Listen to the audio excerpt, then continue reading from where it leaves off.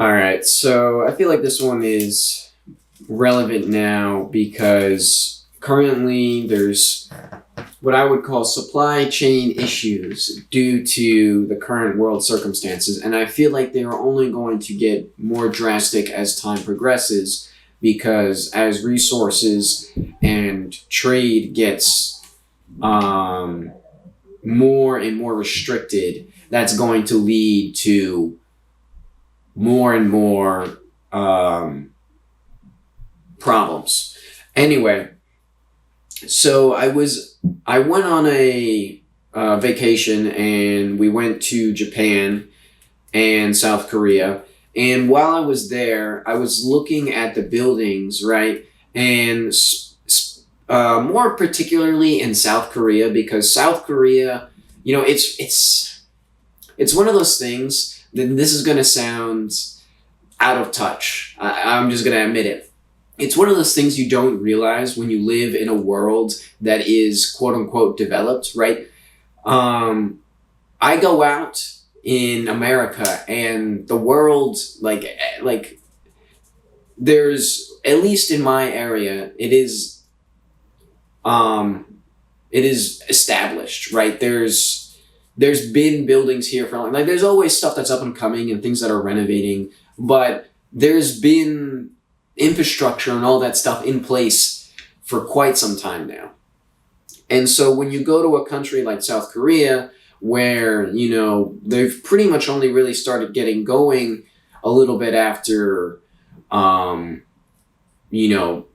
whole, the whole fiasco with Korea splitting and what happened there, right? And so America has been going for 250 years, which is still extremely brief in the grand scheme of things, right? Or the United States. However, when you look at countries like South Korea, for example, because I was there, their advancement and their build out and their industrialization has really only started in, I don't even know the exact time frame here, but it hasn't even been 100 years for them, right? So it really kind of puts things into perspective when you realize, like, you get comfortable, right?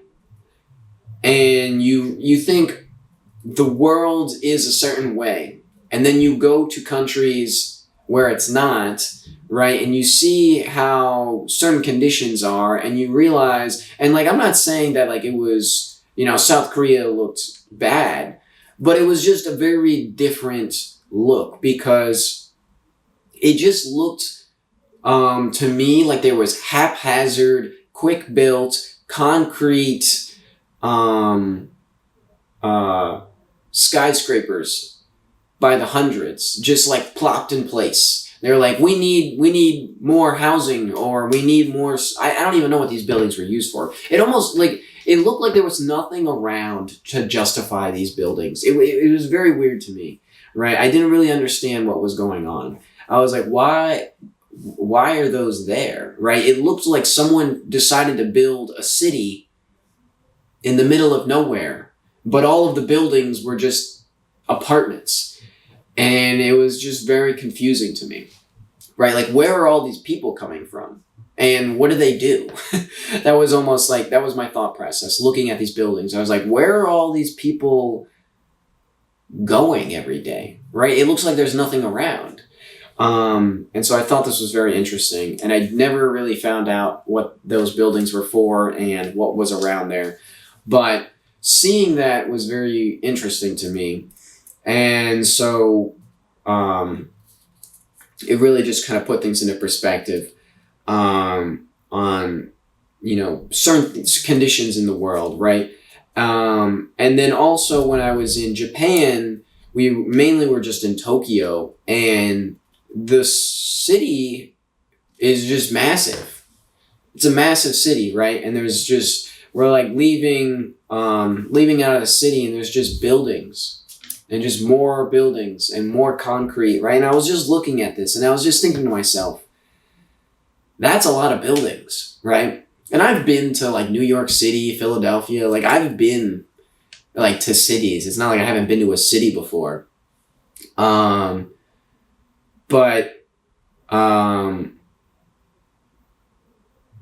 it just, for some reason, looking at like the construction, I was just thinking about how many of the buildings were just like concrete buildings, right? Like the entire building looks like it's made out of concrete. And I was just thinking to myself, that's a lot of buildings and that's a lot of concrete, right?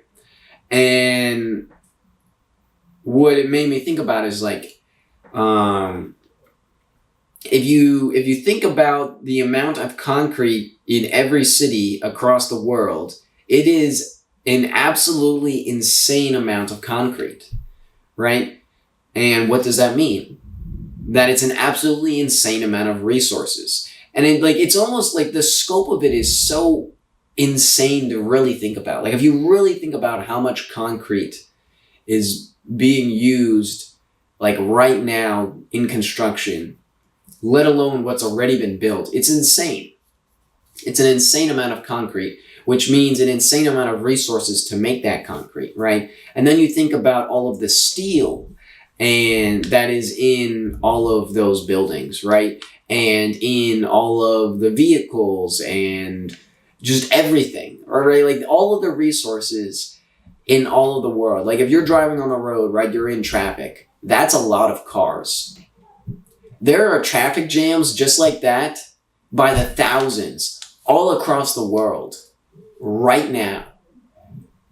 That's insane, right? Like if you really think about the scope, the sheer scope of the resources that are being used on a daily basis. Like if you think about just how much gasoline is getting burned at every second, right? Like it's such an insane thing to think about. And we just kind of ignore the fact of just how many resources there are on the planet, right? And we're depleting them at breakneck speed, but the fact that they haven't run out yet is actually surprising to me, right? I don't know where all these resources are coming from. And that's just what really blows my mind, is just the sheer scope, the sheer size of the planet. There's so much of it that is just outside of my purview. It's not something I even think about, right? That is making its way into my life through seemingly mundane and unnoticed means, right? It's the kind of things where it's like, where is my clothes coming from? Where is the material for the making of those clothes coming from? Where is the machinery that was used to make the clothes coming from? What materials were used to make that clothes? You know, how are these people, how is the labor being managed for these actions, right? Where is the food, you know, like how are these people like eating and things like that? Where is that food coming from? Where is the fertilizer for that food coming from? Like every single thing that you do and every single thing that you have and every single thing that you see has been ever so slightly touched by just about everything else on the planet. Because in order for one thing to happen, there's just a massive chain of events that have to take place before that thing can happen, right? If you're thinking about something as simple as, where did, you know, my water bottle come from? Or where did the paper for this Post-it note come from, right? And then you think about all the things that had to happen in order to make this Post-it note, like the construction of the factory, the clearing of the land, right? The creation of the machinery and the tools and the sourcing of materials and the transportation of the materials and just all of these things, right? The fueling of the transports, the fueling of the labor force, right? The housing of the labor force, right? The social lives of the labor force, like all of these things start to play a role. And something as simple as, where did the paper for this Post-it come from, could connect you to anything in the world if you take the right path, I'm almost certain of it. And that's insane. That this Post-it note is connected to just about anything in the world if you follow the right path. That's insane, right? And there was a study that was done about this where it's like 7 orders of removal, right? You can find a connection to anyone on the planet from like 7 orders of like removal or something like that. So like everyone that you know, right? You reach out to one of them probably has someone that they know that knows someone that knows someone that knows someone that can get you in contact with that person. Anyone in the world. That was like a study that was done. I don't know what it's called, but it's not just people that is that interconnected, and it's literally everything that is that interconnected. And I feel like this talk kind of went all over the place and then ended up at something completely different from where I started. But I do think that that is a significant thing to be considering when you're just going about your everyday life. You think that certain things that are happening across the world are not impacting you, and I guarantee you they will. You may not necessarily notice it, but it will. And so everything everywhere matters. What you do today, what you do tomorrow, what you did 10 years ago impacts the world we live in now, impacts the world we will live in. And so it's not do good because,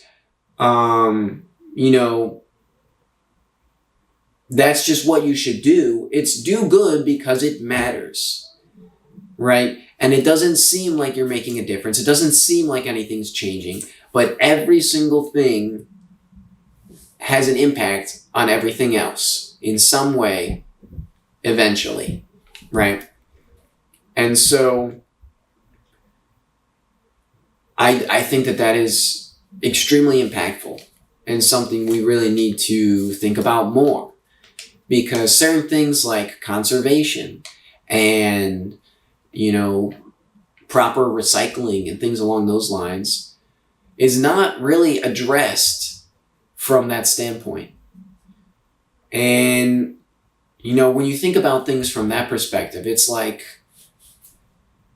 how could you not realize that, right? Like once you start looking at it, you start to realize how could it have been any other way, right? Like,